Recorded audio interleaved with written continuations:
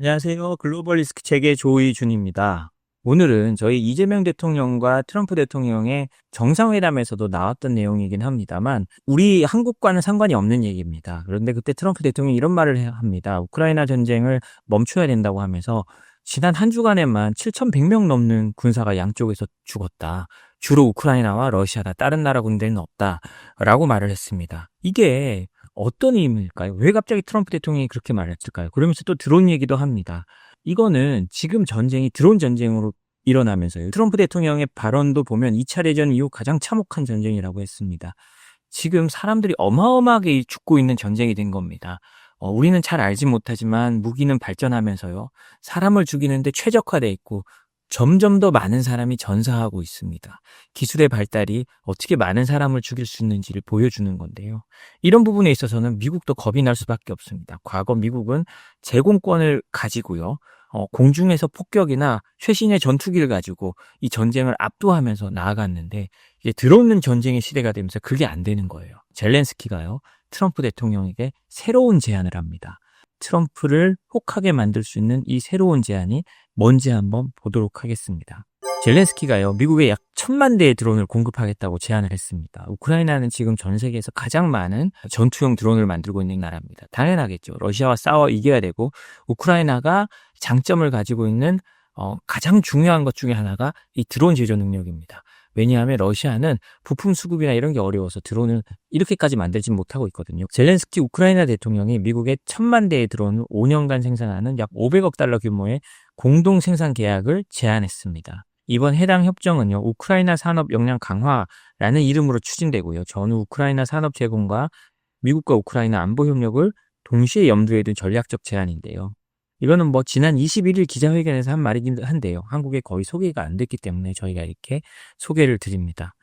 이 협정은요, 우크라이나 산업 역량 강화라는 명칭으로 불리면서 5년간 매년 1,000만 대의 드론을 생산합니다. 그리고 미국과 공동 생산하는 조건이 포함되어 있는데요.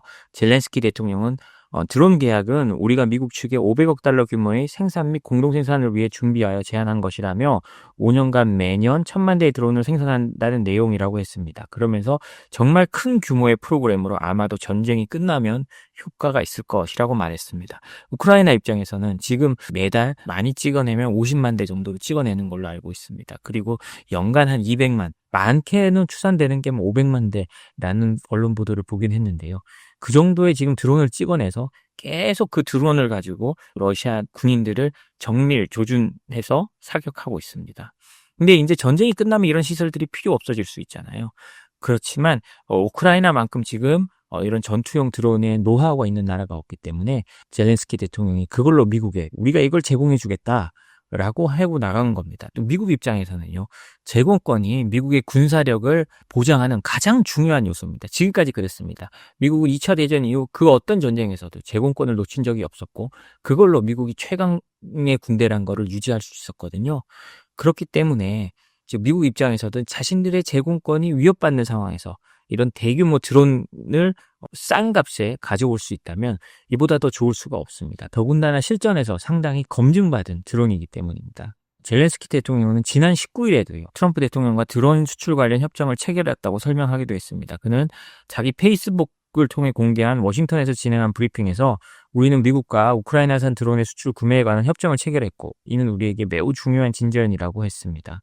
그리고 이번 우크라이나 산업 역량 강화 협정은 단순한 무기 수출 계약이 아니고요. 미국 내에서 공동 생산을 포함해 기술 이전과 산업 기반 구축까지 포괄하는 내용으로 알려졌습니다. 우크라이나는 이번 협정을 통해서요. 자국 내 방산 생산 역량을 국제 수준으로 끌어올리고 미국은 안정적인 드론 공급망을 확보하려는 것으로 해석됩니다. 이거는 한국의 입장에서도 굉장히 잘 살펴봐야 될 문제라고 생각합니다. 왜냐? 우리도 드론 부분에 있어서는 상당히 뒤처지고 있고요. 그런데 반면 북한은 우크라이나 전쟁에 참여하면서 이 드론의 중요성을 확실히 깨달았고 그리고 드론에 어떻게 회피 기동을 할 수 있는지도 많이 배웠습니다. 그렇기 때문에 북한이 이런 드론을 러시아에서 배운 기술, 그다음에 우크라이나 전쟁에서 얻은 노하우를 토대로 대량 생산한다는 가능성이 아주 높거든요. 그러면 우리는 어떻게 되냐? 우리도 생산해야 되고 그런 드론 기지들에게 어떻게 방어할지를 빠른 시일 내에 준비해야 되는 겁니다. 그렇기 때문에 이런 우크라이나의 움직임은 우리도 잘 살펴볼 필요가 있고 우리도 가격이 우리보다 훨씬 경쟁력이 있다면 이 우크라이나산 드론을 어떻게 활용할지를 잘 살펴봐야 될 문제라고 생각을 합니다. 이런 상황에서요, 벌써부터 미국은 좀 움직이고 있는 모습이 있습니다. 우크라이나 전쟁이 끝나면 미국이 어떤 식으로 러시아에서 자신들의 이익을 올릴 것인가, 그거 관련된 기사입니다. 미국과 러시아가 미국의 에너지 대기업이죠. 에너지 재벌이죠. 엑선모빌의 러시아 에너지 사업 복귀 방안을 논의하고 있다라고 합니다. 미국 석유 메이저 기업인 엑선모빌이 러시아 극동 에너지 개발 프로젝트인 사할린-1 사업에 다시 참여하는 방안이 미국과 러시아 간 비공식 평화협상 테이블에서 논의됐습니다. 이번 논의는 러시아의 우크라이나 전쟁 종식에 대한 유인책이자 미국이 대러시아 제재를 일부 해제할 수 있다는 조건 중에 하나로 에너지 협력이 활용된 건데요. 미국과 러시아 정부가 이달 초 진행한 우크라이나 평화협상 과정에서 에너지 사업 보건 문제를 집중적으로 논의했다고 로이터 통신이 익명의 소식을 통해서 보도했습니다. 논의의 핵심에는 미국 석유 메이저인 엑선모빌의 사할린-1 프로젝트 재진입 가능성이 포함되어 있는데요.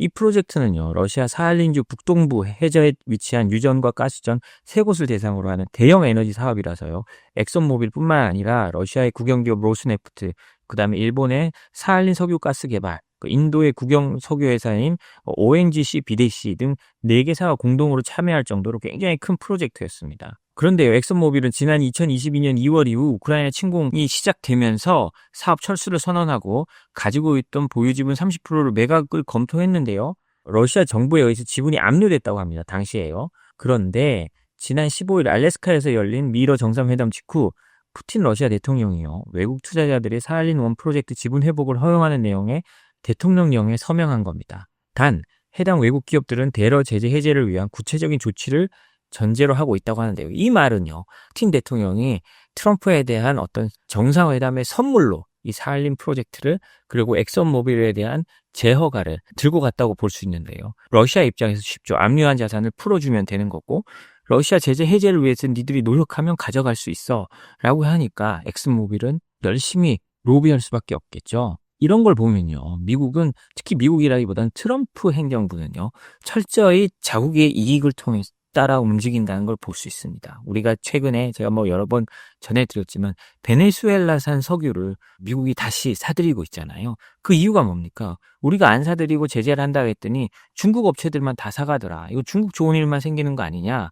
라고 하면서, 그럼 우리가 사가야지 해가지고 사갑니다. 그런데 그 베네수엘라 석유 프로젝트의 가장 큰 회사는요, 우리가 익히 알고 있는 석유 메이저 쉐브론입니다. 엑선모빌과 쉐브론이 미국의 양대 석유 메이저죠.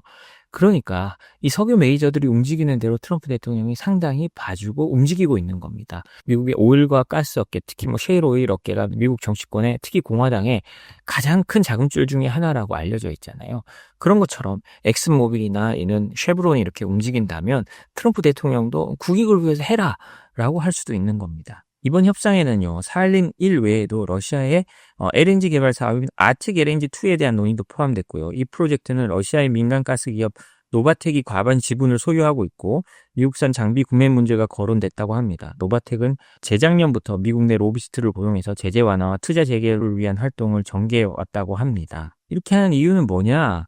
트럼프 대통령이 대규모 투자 거래 성사라는 어떤 자신만의 아젠다, 그리고 언론에 이거를 막 각광을 받게 하려고 하는 그런 목적이 있을 거라고 로이터 통신은 분석을 했는데요. 그래서 이걸 자신의 외교 성과로 포장하려고 한다는 거죠. 저도 그럴 가능성은 있다고 생각합니다만 아직 우크라이나 전쟁은 끝나지 않았기 때문에 아직까지는 현실화되지 않았을 것 같습니다. 백악관은 이에 대해서요, 트럼프 대통령과 국가안보팀은 러시아 및 우크라이나 관리들과 지속적으로 접촉 중이고 전쟁 종식을 위해 양자 대화를 추진하고 있다면서 이 문제를 더 공개적으로 논의하는 것은 국익에 부합하지 않는다라고 설명했다고 합니다. 근데 뭔가 논의하고 있지만 더 많은 국익에 도움이 되지 않아 라고 그냥 은근슬쩍 넘어가고 있는 거죠. 대러 제재 완화가 조건부로 구체화되고 있는 거잖아요. 이걸 보면 향후 국제 에너지 질서가 어떻게 개편될지도 좀 알 수 있고요. 그리고 앞으로 우크라이나 전쟁 이후에 이 세계가 어떻게 짜여질지, 또 러시아의 자원을 향한 미국의 자본들이 어떻게 들어갈지, 이런 모습도 볼 수 있습니다. 그래서 어쩌면 이런 모습만 보면 미국은 자신의 이익에 최적화되는 방향으로 움직일 거라는 걸 알 수 있고요. 중국과 패권 경쟁하는 이유도 미국의 이익을 침해하기 때문에 그렇다는 거를 저희가 명확히 알 수 있는 부분이 여기에 있다고 생각을 합니다. 오랜만에 코인 얘기 하나 전해드리겠습니다. 우리는 지금 한국도 그렇고 전 세계가 코인 열풍이잖아요. 가격이 이제 뭐 $12만, 뭐 $11만, 뭐 $10만 훌쩍 넘은 지가 오래돼 있고요. 그리고 이제 미국이나 다른 나라들이 전부 암호화폐를 어떤 체계적인 틀, 제도권 안으로 끌어들이려 하고 있는데요. 늘 그런 것만은 아닙니다. 이 펜실베니아 주의 법이지만요. 어떤 법이 올라왔는지 한번 보면요. 펜실베니아 주에서 공직자의 암호화폐 보유를 전면 금지하는 방안을 추진하고 있다고 합니다. 이게 지금 현 상황에서 굉장히 동떨어진 것 같지만 저는 사실 그렇다고 생각하지 않습니다. 트럼프 대통령이나 마가 지지층 혹은 트럼프 대통령의 집안 사람들이 이 코인에 대해서 굉장히 호의적이고 그걸 자기 신들의 비즈니스로도 하고 있다 보니까 코인에 대해서 밀어붙이는 거지만 여전히 코인에 부정적인 나라들은 많고 정치인들도 많습니다. 왜냐? 뭐 자금 세탁이나 이런 부분에 있어서 전혀 안전하지 않기 때문이고요. 우리가 새로운 거래 수단을 만들게 된다고 한다면요. 안정성이 가장 중요한데요. 그게 아직 담보가 되지 않았다는 겁니다. 펜실베니아 주의 이 법안을 한번 보면요. 펜실베니아 주 하원 의원인 벤 왁스먼이라는 사람이요. 공직자와 그 직계 가족의 비트코인 및 디지털 자산 보유를 금지하는 법안을 발의했다고 합니다. 공직자의 이해 충돌을 막기 위한 조치로 비트코인뿐만 아니라 밈코인, 스테이블코인, NFT 그리고 암호화폐 및 관련 파생 상품까지 뭐 포괄적 금지 규정을 담고 있다고 하는데요. 이 법안이 통과될 경우 공직자는 취임 2달 내에 디지털 자산을 처분해야 되고 퇴직 후에도 일정 기간 보유가 금지된다고 합니다. 위반 시 벌금과 징역형까지 가능하도록 했다는데요. 여기에 이제 다른 7명의 의원들이 공동 발의자로 참여했다고 합니다. 법안의 핵심은 아까도 말씀드렸지만 공직자가 재직 중은 물론 퇴임 후 일정 기간까지 비트코인을 포함한 모든 형태의 암호화폐 자산을 직접적 간접적으로 보유할 수 없도록 하는 건데요. 이건 뭐 아마도 트럼프 대통령이 당선 직후 밈코인을 만들면서 그로 인해 어마어마한 자산 증식이 일어났고 트럼프 대통령이 사실 대통령직에 있으면서 자신의 재산을 불린 게 한 40%가 넘는다고 하잖아요. 이런 걸 또 겨냥한 정치적인 이유도 있을 겁니다. 그러나 제가 생각해도 좀 의미가 있는 게요. 이런 식으로 정치인들이 이런 코인들을 이용하게 되면 뭐 자신들이 직접 돈을 받지 않는다고 해도 그로 인해서 이해 충돌이 분명히 일어나게 됩니다. 그렇기 때문에 이 부분을 어떻게 관리할까에 대해서 펜실베니아 주에서 고민을 한 거죠. 이런 고민은 제 생각에는 지금은 뭐 트럼프 행정부니까 그렇다고 해도 앞으로 이제 중간 선거나 미국의 이제 시간이 지나면서 점점 더 우려로 나타날 겁니다. 이 법안은요, 공직자뿐만이 아니라 직계 가족에도 동일한 의무를 부과합니다.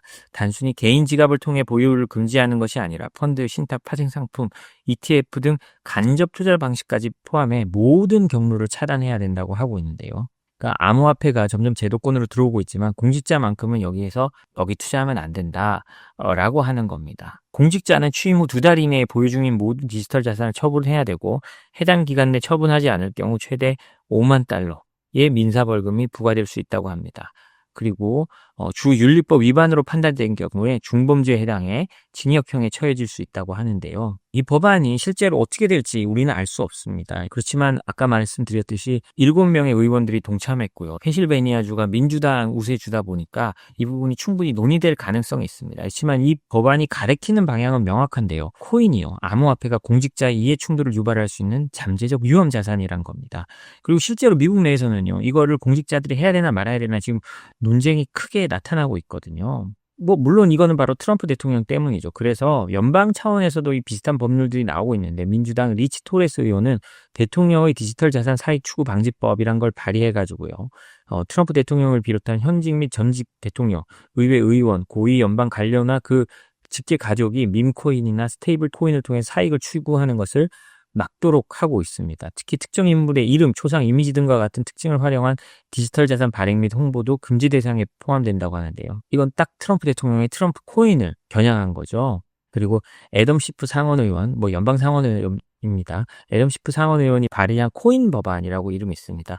이걸 보면요. 대통령, 부통령, 고위 행정부 인사 및 의원이 디지털 자산을 발행 후원 홍보하는 것을 금지하고 있다고 합니다. 현재 미국 연방의회에서는요, 비트코인 보유 자체를 금지하진 않지만 공직자는 관련 보유 현황을 공개하도록 규정하고 있다고 합니다. 때문에 마이클 콜린스 의원, 베리 무어 의원, 제프리 잭슨 의원 등의 암호화폐 보유 사실을 공시한 바 있는데요. 이는 연방 차원에서는 최소한의 투명성을 갖추자라는 의미라고 합니다. 펜실베니아주의 법률이 될지 안 될지는 잘 모르겠습니다. 그러나 만약에 통과되면 다른 주나 연방 차원으로 또 논쟁이 옮겨붙고 확대될 가능성도 있다고 생각을 합니다. 그래서 우리가 코인 투자자들께서는 이런 펜실베니아주의 작은 법안이지만 이런 법안이 어떻게 되는지도 한번 잘 살펴봐야 될 것 같습니다. 네, 오늘 저희가 준비한 소식은 여기까지입니다. 저희 소식이 도움이 되셨다면 구독, 좋아요, 알림 설정 부탁드립니다. 감사합니다.